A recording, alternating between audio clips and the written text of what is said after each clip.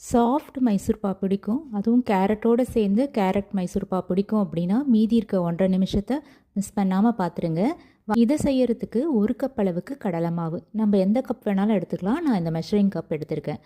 இந்த கடலை மாவை சலிச்சு எடுத்ததுக்கப்புறம் அதே கப்பில் ரீஃபண்ட் ஆயில் 1 கப் சேர்த்து நல்லா கட்டி உருண்டை இல்லாமல் மிக்ஸ் பண்ணி எடுத்துக்கலாம். இந்த அளவுக்கு இருக்கணும். இதை அப்படியே ரெஸ்ட் பண்ண விட்டுறலாம். ஒரு ட்ரேயில் நெய் தடவி வச்சுட்டேன். அதே மாதிரி ஒரு டபராலையும் நெய் தடவி ரெடியாக வச்சுட்டேன். ஒரே ஒரு கேரட்டை துருவி எடுத்துகிட்டு 1 டீஸ்பூன் தண்ணியை சேர்த்து இந்த அளவுக்கு அரைச்சி எடுத்துக்கலாம். இப்போ ஒரு பேனில் 1.5 கப் அளவுக்கு சர்க்கரை எடுத்துக்கணும்.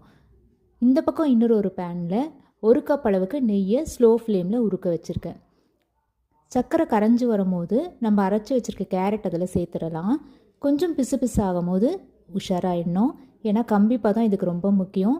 இந்த மாதிரி ஒரே ஒரு வாட்டி மேலேருந்து அந்த கம்பி வந்துட்டு போச்சு அப்படின்னா நம்ம கரைச்சி வச்சுருக்க கடலை மாவை அதில் சேர்த்துடணும்.